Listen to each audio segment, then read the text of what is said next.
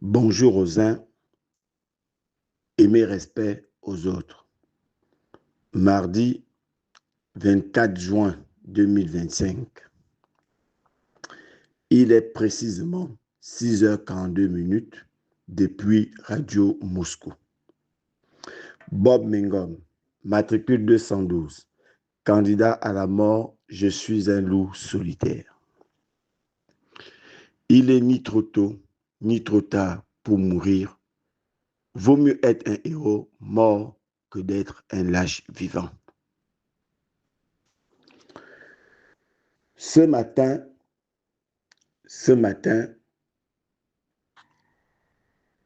je voudrais m'adresser particulièrement, encore une fois de plus, au prince de béton. Et naturellement, son parlement fantoche qu'il a nommé, ses amis, ses copines, ses copains,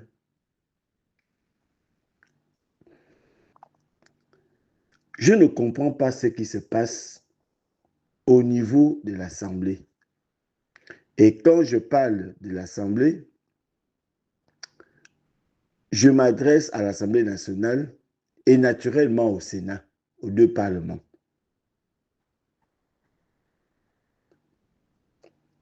Qu'est-ce qui se passe?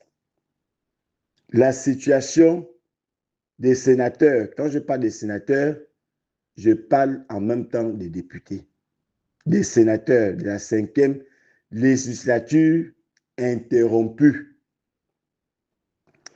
Nous devons savoir que le prince de béton a fait, entre guillemets, ce que vous appelez une libération de ce pays. Mais pour moi, il a été placé par la France et le lobby maçonnique, sans oublier les extrémistes du Haut-Togo, qui représentent 6%. Il a promis aux Gabonais d'être juste vis-à-vis d'eux. Il a promis cela aux Gabonais.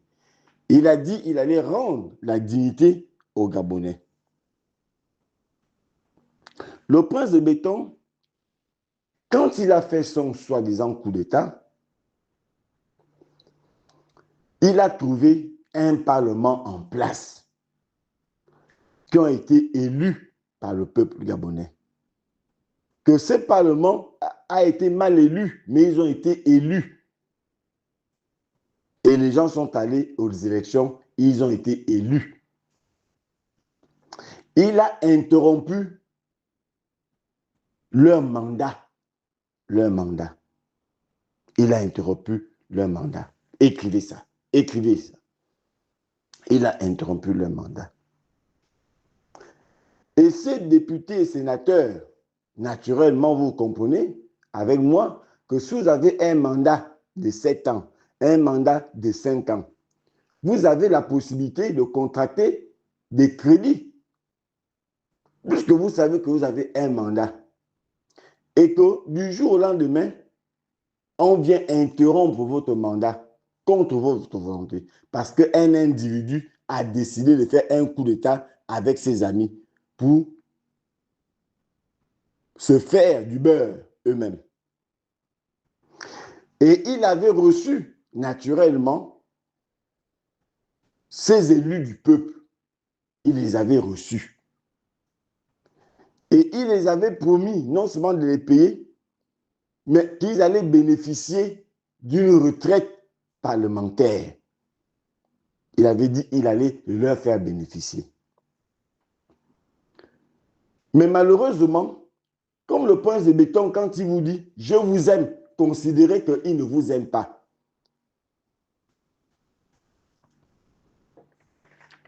Parce que le Parlement, les parlementaires de la transition examinent cette semaine une proposition de la loi fixant le régime exceptionnel.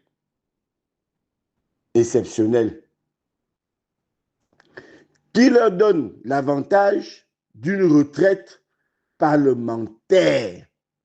Parlementaire. Ils n'ont pas fait un an. Parce que, n'oubliez pas que la loi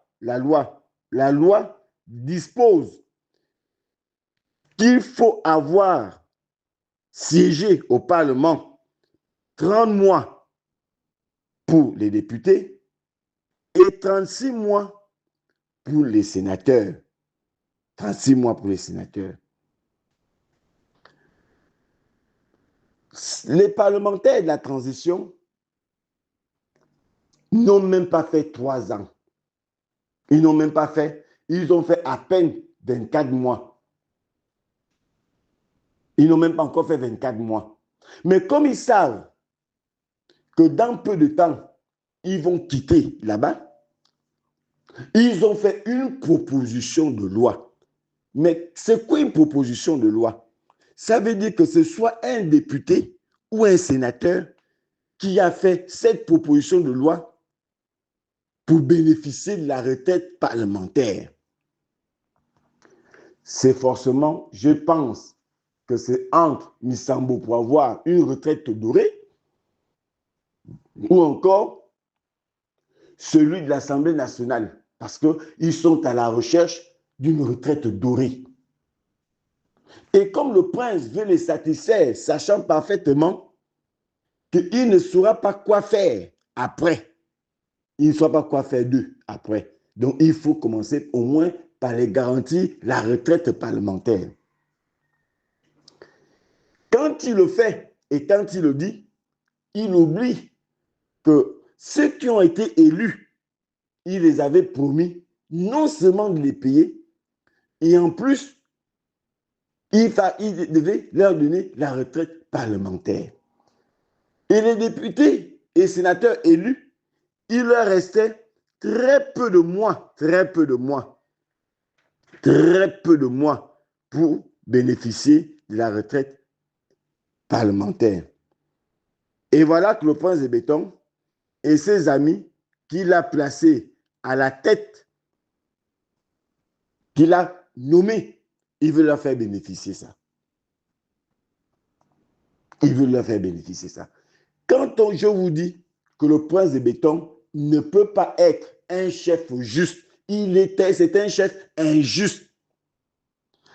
Comment on peut être injuste de manière flagrante, de manière intentionnelle? Comment on peut être mauvais de manière volontaire? Des pères de famille. Voilà des personnes qui n'ont jamais été élues par le peuple gabonais, qui sont des bénis oui-oui et qui ne défendent pas les intérêts du peuple gabonais. Voilà le prince de Béton veut les satisfaire pour bénéficier d'une retraite dorée. D'une retraite dorée. Parce qu'il ne faut pas oublier que beaucoup qui siègent actuellement étaient déjà des retraités. Donc, celui qui était enseignant de l'école primaire va bénéficier de l'assurance maladie, va bénéficier de tous les avantages du monde. Il était enseignant d'école primaire.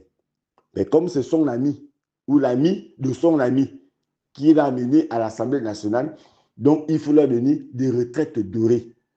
Et ils n'ont jamais été élus et qui ont fait que le travail du prince de Béton sans être élus.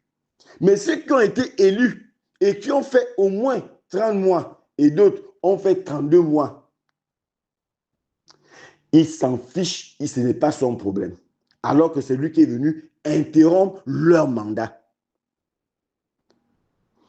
Ali Ben bénéficie de la retraite présidentielle à l'heure où je vous parle. Il bénéficie de ça. Et pourtant, ils lui ont fait un coup d'État. Mais comme il est du Haut-Togo, c'est aussi un extrémiste à Togo-Vert, il n'a pas regardé le tort et le mal qu'il a pu causer au peuple gabonais. Mais il a bénéficié d'une retraite dorée. Il est en Angola. Et je suis sûr que quand le prince de Béton est parti en Angola, ils ont déjeuné ensemble. Écrivez ça. Écrivez ça, que le prince de Béton a déjeuné avec Ali Bongo en Angola. Écrivez ça. Dans sa balade. Alors,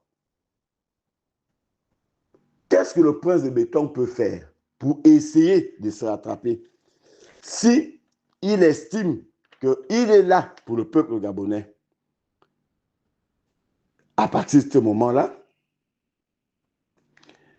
la loi fixant le régime exceptionnel,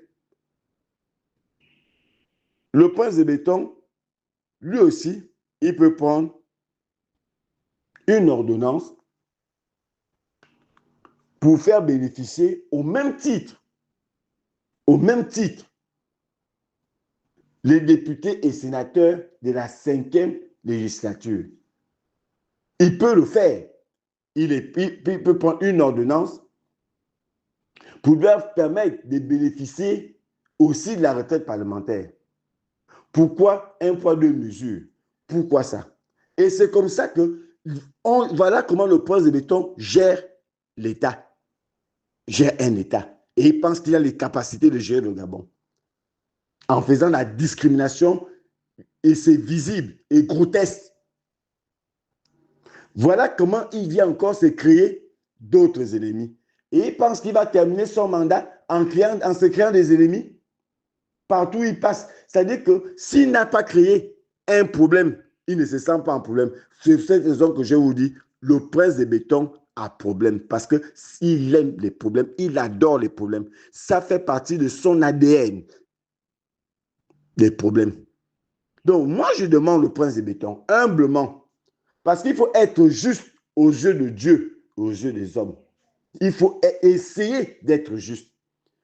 Je vous propose de prendre simplement aussi une ordonnance pour les sénateurs et députés que vous avez interrompu leur mandat. Ils auraient pu terminer leur mandat. Comme les tribunaux vous appartiennent, vous l'avez si bien dit. Essayez de penser sur les pères et les mères des familles. Écris ça. Écris que ceux que je suis en train de faire du mal à députés et sénateurs sont des pères et des mères de famille qui ont contracté des crédits et qui ont aussi besoin d'une retraite. Pourquoi un poids, deux mesures? Écris ça. Écris ça. Écris ça. Voilà pour quelle raison je combats le prince de béton. Je n'ai aucun problème avec lui. Même si lui pense que j'ai un problème avec lui, je n'ai pas un problème avec lui. J'ai un problème avec lui parce qu'il est injuste, tout simplement. C'est le message que je voulais faire passer au prince de béton et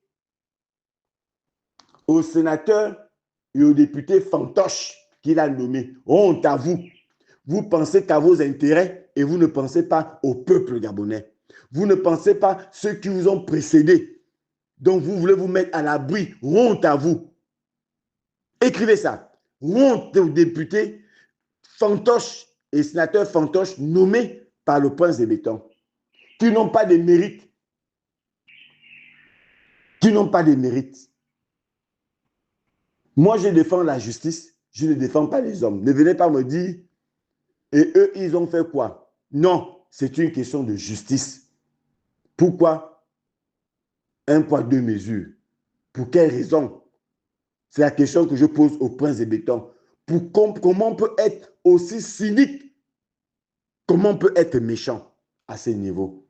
Comment les députés et sénateurs nommés peuvent être sataniques? Comment ils peuvent cultiver la méchanceté? À quoi que cette méchanceté se trouve dans leur code génétique? Comment on peut être méchant à ce point? Je demande simplement, humblement, au prince de béton, au nom de la justice, de revoir cela. Si vous faites ça aux uns, faites ça aussi aux autres. Vous aurez rendu justice à ces pères et mères de famille qui ont des responsabilités. J'ose croire que vous avez un cœur encore. J'ose croire. Parce que je commence à avoir des doutes. Et je doute des raisons pour lesquelles vous partez à l'église. à voir comment vous voulez traiter Kémy Séba, qui viendra au Gabon. Et quand vous allez l'arrêter, vous allez m'arrêter et vous allez me tuer, vous allez me manger, tout simplement. Écris ça. Écris ça. Je m'adresse au prince de béton. Écris ça. Pour Mundunga, toi, ton dossier n'est pas encore terminé. Parce qu'on saura qui est tribaliste dans ce pays. On saura qui est tribaliste dans ce pays. Pour toi, je n'ai pas encore terminé. Je termine en demandant au prince de béton que peut-être Michel Ikamba avait pris une de vos copines. C'est raison pour laquelle vous n'avez pas envie de régulariser son problème. Mais rassure-toi, avec toi ou sans toi, ça va se faire. Keliondo, faites sortir cet enfant de prison. Il ne vous dira rien. C'est un vrai soldat, un digne fils de la République. Il faut le faire sortir. Sinon, s'il meurt là-bas, vous risquez de partir dans les pires des conditions. Et qui ça? Estelle, Madame Estelle, oh, honte. Honte à la princesse. Honte à la bing-bing. J'ose croire que Dieu va anticiper autre chose pour vous.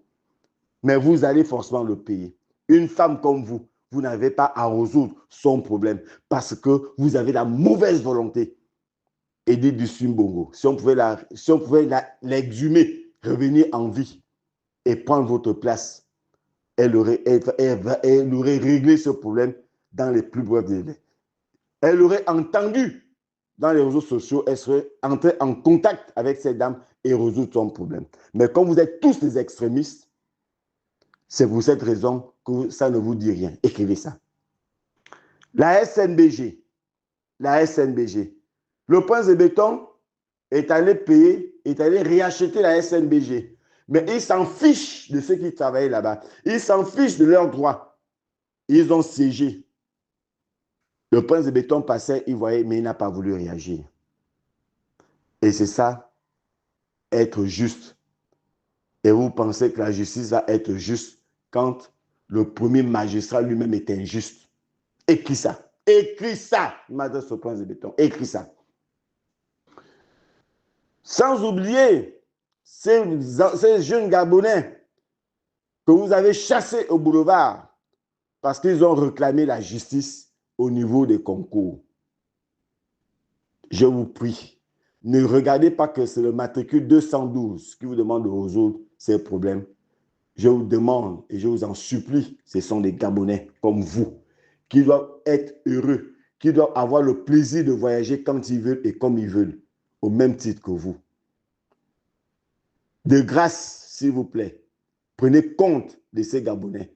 Ne les oubliez pas. Ne regardez pas Bob Mingom. Ne regardez pas Bob Mingom qu'il va se vanter de ça. Non, ne regardez pas ça. Regardez que vous avez aidé les Gabonais. Pas que vous les avez aidés, que vous les avez rendus justice parce que vous n'allez pas les aider. Vous allez leur rendre justice tout simplement. C'est le message que vous voulez faire passer au prince de béton ce matin. Mais l'affaire de Plénoreti, l'ASNI, ça ne va pas terminer comme ça. Je dis au peuple gabonais, unissez-vous, unissons-nous pour faire barrage au prince de béton. Tout le monde veut montrer au prince de béton, il est à sa place. Tout le monde a commencé à faire.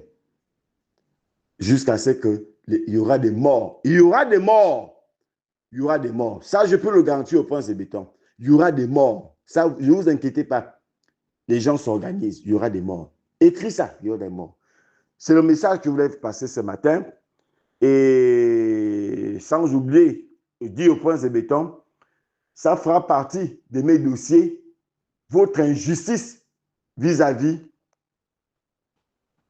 des sénateurs et des députés de la dernière législature.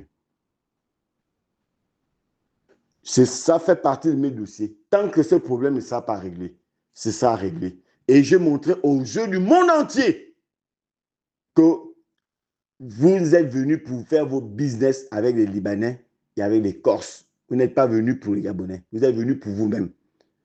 Écris ça, que vous êtes venus pour vous-même. Je salue de passage mon très cher petit frère, Kémy Séba. Ce grand homme, ce grand esprit. Je vous salue. Je vais saluer ma grande sœur, Nathalie Yamb. Un esprit très éveillé qui a été nommé comme conseiller du président d'une grande république de Burkina Faso. Je vous salue. Je veux saluer mon aîné, le professeur émérite Yamsi. Soyez salués, peuple africain, assoiffé du changement, je vous salue. Et je vous souhaite une très bonne journée. Écrivez ça, écrivez ça. C'était Bob Mengom, matricule 212, le candidat à la mort, le loup solitaire.